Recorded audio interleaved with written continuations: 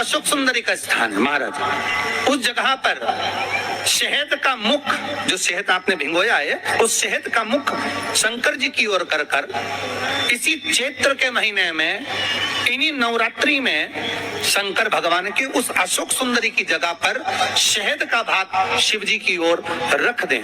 महाराज, अगर घर में संपदा की कमी हो या कोई पैसा खा गया हो, रुपया नहीं दे रहा हो, पैसा अटक गया हो, तो उस शहद को शिव जी की ओर मुख कर कर उस आम के पल्लव की जो डंडी है उसको 11 डंडी को वहां रख दीजिए और उससे अपनी कामना कर कर आ जाइए। हो सके उस शहद में से थोड़ा सा शहद किसी रुमाल पर, किसी कपड़े में लगाकर उसको रख लीजिए। जिस व्यक्ति से पैसे लेना है, जिस व्यक्ति से पैसे मांग रहे हो, उससे एक बार जाकर मिल लीजिए, एक बार उसको खबर कर दीजिए। बाबा चाहेगा भोलेनाथ तो नवरात्रि में ही पैसा वापिस आ जाएगा, अगर शिव कृपा कर देगा। ये बाबा की करुणा है। आम का पल्लव कोई साधारण नहीं जिसको कलश के ऊपर रखा जाता है, शिव की कृपा। जिस आम के पेड़ पर स्वयं कामदेव चढ़कर भगवान शंकर के तीसरे नेत्र द्वारा जलकर भस्म हो जाते हैं, वो आम का पेड़ साधारण नहीं हो सकता, सहज नहीं है। और वैसे भी शिव शिव है महाराज। ये क्या हो रहा है? What's the big deal? It is a big deal. सबसे पहली नवरात्रि का व्रत किसने किया? उत्तर दीजिए। सबसे पहला नवरात्रि का व्रत, नवरात्रि की उपासना सबसे पहले किसने करी थी? भगवान राम।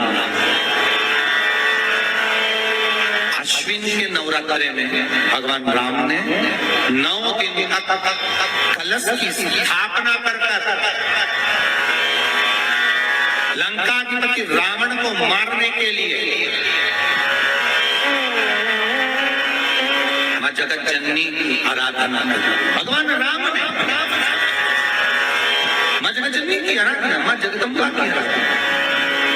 और कहते हैं मेरे राम ने प्रतिदिन मां शक्ति को निमंत्रण दिया और मां जगतजननी से विनती निवेदन कर कर कहा कि आपको प्रतिदिन आना पड़ेगा। इसलिए देवी भागवत में लिखा है कि नवरात्रि में एक दिन, जैसे प्रतिपदा है, पहला दिन है तो एक कन्या का पूजन करो, द्वितीया है तो 2 कन्या का पूजन करो, तृतीया है तो 3 कन्या का पूजन करो, चतुर्थी है तो 4 कन्या का पूजन करो, पंचमी है 5 कन्या का पूजन करो, छठ है 6 कन्या का पूजन करो, सप्तमी है 7 कन्या का पूजन करो, अष्टमी है 8 कन्या का पूजन करो, नवमी है, जम के बोलो, 9 कन्याओं का पूजन करो। और अगर इस तरह से आप पूजन नहीं कर सकते नवरात्रि में, तो 9 कन्याओं का पूजन एक साथ या तो अष्टमी के दिन या नवमी के दिन कर दो, या मध्य में, बीच में भी आप कर सकते हैं।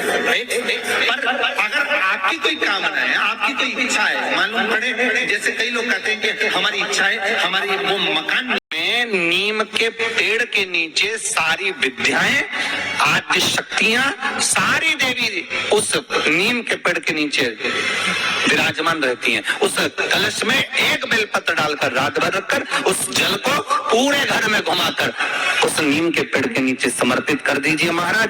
घर में भय लगना बंद हो जाएगा, कोई बड़ी बीमारी आपको घेरेगी नहीं और उस बीमारी से, उस रोग से आप मुक्त रहेंगे, उस बीमारी से, उस रोग से आप मुक्त पाएंगे। वो बीमारी, आप जिनके घर में ज्यादा रोग हो, बीमारी हो, ज्यादा तकलीफें आ रही हो, कष्ट बढ़ रहा हो, बीमारियां बढ़ रही हो, या भय लग रहा हो, डर लग रहा हो, हृदय चित्त में कहीं ना कहीं आपको भय का भान हो रहा हो, तो 1 लोटा पानी एक कलश में जल भर कर रख लीजिए और रात भर उसको रखे रहने दो। नवरात्रि चल रहा है, उस कलश को रात भर रखकर सुबह सुबह उस कलश में एक बेलपत्र डालकर उस जल को नीम के पेड़ के नीचे, जहां चैत्री नवरात्रि में नीम के पेड़ के नीचे सारी विद्याएं, आद्य शक्तियां, सारी देवी उस नीम के पेड़ के नीचे विराजमान रहती हैं। उस कलश में एक बेलपत्र डालकर रात भर रखकर उस जल को पूरे घर में घुमाकर उस नीम के पेड़ के नीचे समर्पित कर दीजिए महाराज।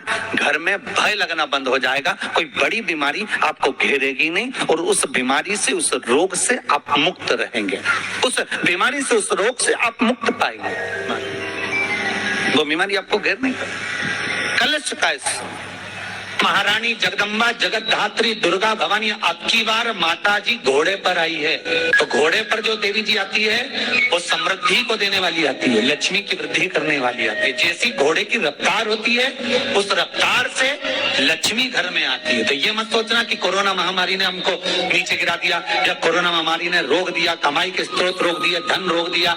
चिंता मत करना, मेरी माँ जगत जननी दुर्गा भवानी अब की बार घोड़े पर आई है। साल भर में इतना धन दे देगी कि आपने पीछे के 4 साल में नहीं कमाया होगा, इतनी मेरी माँ भंडार भर देगी। उस कलश पर आम के पल्लव शिव का वर है।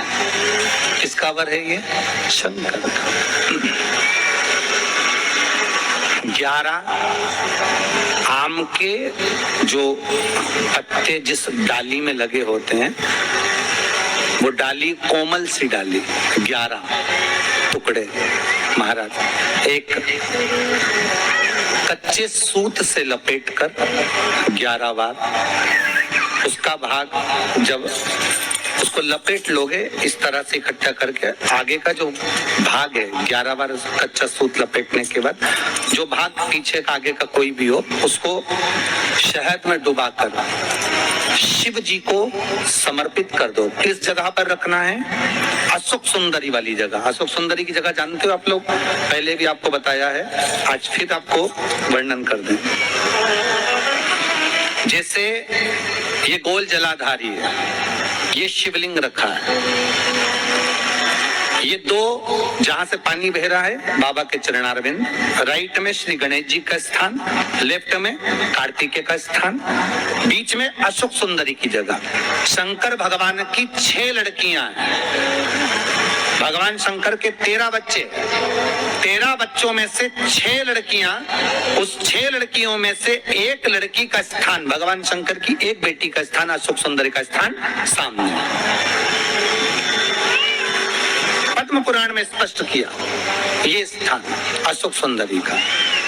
शंकर भगवान की जलाधारी में पार्वती जी का हस्त कमल, ऊपर से जो एक एक बूंद पानी गिरता है, ये शंकर भगवान की 5 लड़कियों का स्थान है। जया, विषहरा, शामरी बारी, दौतली और देव। शंकर भगवान की 5 लड़कियां भगवान शंकर के मस्तक पे जल की धार गिरा रही हैं। बीच में जो अशोक सुंदरी का स्थान है महाराज, उस जगह पर शहद का